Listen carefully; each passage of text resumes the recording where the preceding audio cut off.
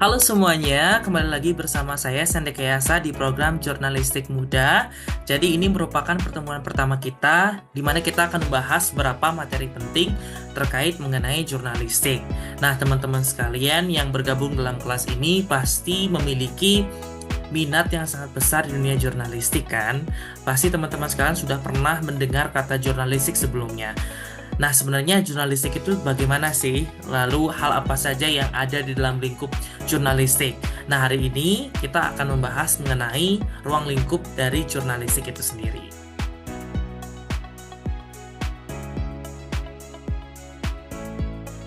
Nah, ada beberapa hal yang akan kita bahas. Yang pertama adalah kita akan kenal dengan jurnalistik seperti yang telah saya sampaikan tadi. Yang kedua adalah bagaimana caranya membuat sebuah berita, di mana ini akan kita bahas di chapter 2. Dan yang ketiga adalah praktek membuat sebuah berita simple. Nah, teman-teman sekalian bisa komen ya nanti, karena video ini akan tayang di YouTube. Jadi teman-teman bisa komen mengenai apa sih makna jurnalistik bagi teman-teman yang sudah pernah mendengarkan sebelumnya. Lalu, apakah kalau misalnya kita ingin menjadi seorang jurnalis tuh hanya nulis berita saja? Nanti bisa komen di bawah ya. Baik, pertama kita akan membahas mengenai apa sih itu jurnalistik. Jadi ada beberapa key point jika kita ingin membahas mengenai jurnalistik. Jadi sebenarnya jurnalistik ini sebuah bidang ilmu ya teman-teman, atau sebuah seni untuk mengumpulkan, menulis, dan juga menyebarkan sebuah informasi dalam bentuk berita, baik di berbagai platform. Jadi ada beberapa key points di sini yang sudah saya highlight. Yang pertama adalah proses informasi. Jadi seperti yang saya jelaskan tadi, bila kita berbicara mengenai jurnalistik, di sana ada proses mengumpulkan, menulis, dan menyebarkan berita. Yang kedua adalah media. Nah, saya juga sudah menyampaikan tadi, bila kita ingin membuat sebuah berita atau membuat sebuah berita dalam bidang jurnalistik, berita ini atau informasi ini bisa kita sampaikan melalui berbagai jenis media.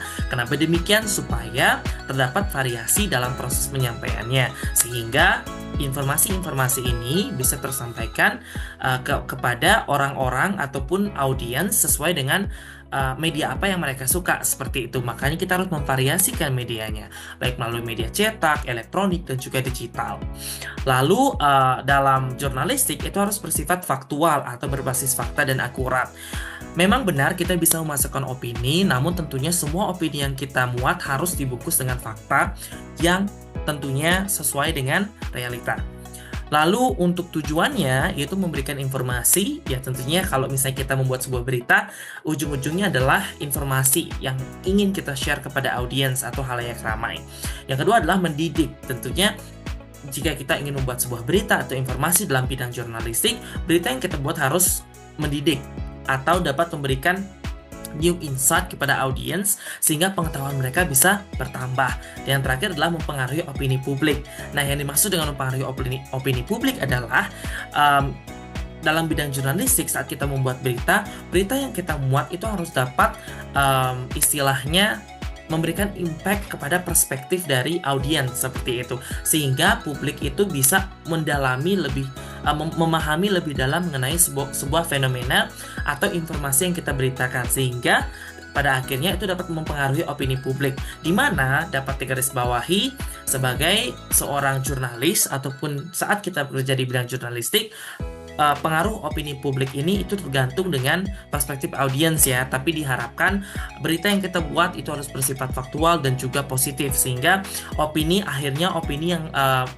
yang akan publik itu terima adalah opini atau pengaruh yang lebih ke arah positif. Namun, jikalau publik menanggapi ke arah negatif, hal itu bisa dipengaruhi oleh pertama, pengetahuan dari audiens. Kedua, penyampaian kita sebagai seorang jurnalis. Mungkin media yang kita pakai tidak tepat guna, sehingga ada beberapa informasi yang kurang jelas, sehingga menyebabkan opini yang negatif. Yang ketiga, mungkin pengalaman dari si audiens. Kadangkala audiens ini tidak memiliki pengalaman yang dalam mengenai suatu fenomena yang kita angkat, sehingga itu dapat menggiring opini negatif. Yang keempat adalah mungkin saja beberapa kelompok masyarakat itu tidak setuju dengan apa yang kita buat atau kita muat dalam berita, sehingga mereka membuat opini baru yang bertentangan dengan opini kita, sehingga tanpa sadar itu dapat menggiring ke arah yang negatif. Yang terakhir adalah prinsip. Jadi kalau kita berbicara dengan jurnalistik, itu harus menjaga kebenaran dan objektivitas, di mana berbasis fakta dan juga reliable ya. reliable maksud saya. Jadi harus reliable dengan keadaan yang ada di lapangan, seperti itu. Oke, selanjutnya apa sih tujuan dari jurnalistik itu sendiri? Tadi saya sudah sempat beberapa kali untuk menyinggungnya ya. Yang pertama adalah memberikan informasi. Tentunya jurnalistik ini bertujuan untuk menyediakan informasi secara akurat, terpercaya, dan juga reliable bagi masyarakat luas. Yang kedua adalah mengawasi kekuasaan. Nah, ini yang saya bilang tadi. Di bidang jurnalistik, sebagai seorang jurnalis, kita akan membuat sebuah berita. Berita kita itu dapat mempengaruhi perspektif dari opini publik. Nah, tanpa kita sadari, dengan kita meng-share informasi atau membuat berita-berita ini bisa dijadikan sebuah senjata untuk mengawasi aturan-aturan yang dikeluarkan oleh pemerintah. Sehingga apa yang mereka buat itu bisa tetap sesuai dengan apa yang memang dibutuhkan oleh publik atau khalayak ramai. Seperti itu. Yang ketiga adalah mendidik. Seperti yang sudah saya jelaskan tadi, jurnalistik itu juga harus dapat menyebarkan pengetahuan dan juga wawasan untuk mendidik masyarakat luas. Yang terakhir adalah mempengaruhi opini. Nah, ini berhubungan dengan poin nomor 2 ya. Jadi berita dapat membentuk atau mempengaruhi opini publik tentang isu-isu tertentu, khususnya di bidang politik ya. Karena maraknya memang kalau kita berbicara jurnalistik, bidang politik merupakan salah satu bidang yang sering diberitakan dan diangkat isunya. Nah, selanjutnya, apakah ada batasan bagi jurnalistik? Tentunya ada. Nah, bila kita ingin menjadi seorang jurnalis ataupun bekerja di bidang jurnalistik, ada beberapa etika atau kode etik yang harus kita implementasikan atau kita ikuti supaya kita bisa disebut profesional, seperti itu. Jadi biar kita tidak keluar dari batasan-batasan yang memang mungkin dapat mencemarkan image orang lain atau membuat berita palsu dan lain-lain. Hal itu kan tidak kita inginkan ya. Yang pertama adalah tentunya kebenaran dan akurasi. Jadi setiap informasi yang kita buat itu harus berbasis fakta yang dapat diverifikasi. Dalam artian, misalnya kita sekarang ingin membuat sebuah berita, kita melaksanakan investigasi ke suatu daerah. Nah, jangan sampai kita membuat sebuah informasi yang tidak ada di daerah tersebut, atau kita palsukan hanya untuk misal membuat sebuah virality atau membuat sebuah hal-hal yang ujung-ujungnya itu malah membuat hoax seperti itu, which is itu tidak inline dengan prinsip jurnalistik itu sendiri. Yang kedua adalah independensi, di mana jurnalis harus netral, tidak boleh berpihak pada kepentingan pribadi, politik atau ekonomi ya. Maka dari itu kita harus tetap mengutamakan kebenaran. Jadi kita tidak ada campur tangan ataupun kecondongan terhadap suatu misal penguasa ataupun suatu golongan sosial, sehingga yang membuat kita menjadi subjektif seperti itu. Next adalah imparsialitas, di mana yang dimaksud dengan imparsialitas adalah berita yang kita muat harus adil dan menampilkan sudut pandang yang berimbang.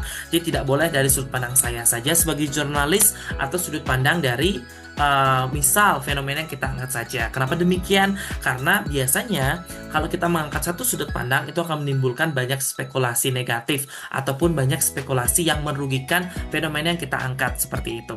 Next adalah tanggung jawab sosial. Nah, jurnalis tuh wajib untuk melindungi hak-hak individu, terutama dalam berita pribadi. Misalnya kalau kita mengangkat seseorang misalnya, kita harus tanya batasan-batasan atau kita harus tahu batasan-batasan sampai mana kita bisa memberitakan orang tersebut, sehingga orang tersebut tidak merasa tidak merasa dipermalukan atau diungkap aibnya tanpa adanya batasan. Makanya kita mempunyai tanggung jawab sosial untuk melindungi orang yang kita angkat dalam sebuah berita atau fenomena yang kita angkat, sehingga tidak terjadi perasaan terpojokkan seperti itu ya. Next adalah hak jawab. Jadi kalau misalnya kita bekerja di ruang jurnalistik seperti itu ya, kita kadang-kadang harus memberikan hak jawab kepada pihak yang kita angkat beritanya. Misal berita yang kita angkat tidak sesuai dengan fakta atau tidak sesuai dengan perspektif mereka. Nah, kita bisa memberikan mereka hak jawab, hak banding lah istilahnya, untuk bisa mengajukan argumen juga. Yang terakhir adalah menghormati privacy. Sebagaimanapun kita ingin mengangkat berita yang viral, tetap privacy itu nomor satu. Jangan sampai kita merusak image seseorang hanya karena kita ingin mendapatkan virality itu tanpa menghormati privacy mereka. Jadi itu merupakan beberapa etika jurnalistik yang harus diindahkan oleh seorang jurnalis. Nah, sampai sana teman-teman sekalian itu merupakan pengenalan mengenai jurnalistik ya. Jadi kita sudah membahas mengenai pengertian jurnalistik, kita sudah membahas key points yang berhubungan dengan jurnalistik, kita juga sudah membahas mengenai tujuan dari jurnalistik itu sendiri serta etika untuk menjadi seorang jurnalis. Nah, semoga teman-teman sekalian bisa mendapatkan ilmu dari penjelasan yang telah saya jelaskan tadi. Kita ketemu lagi di chapter 2 program Jurnalis Muda, di mana kita akan membahas mengenai jenis-jenis berita dan juga cara menulis berita yang tadi sudah saya slide sedikit ya. Kalau demikian, sampai jumpa lagi di chapter 2. See you!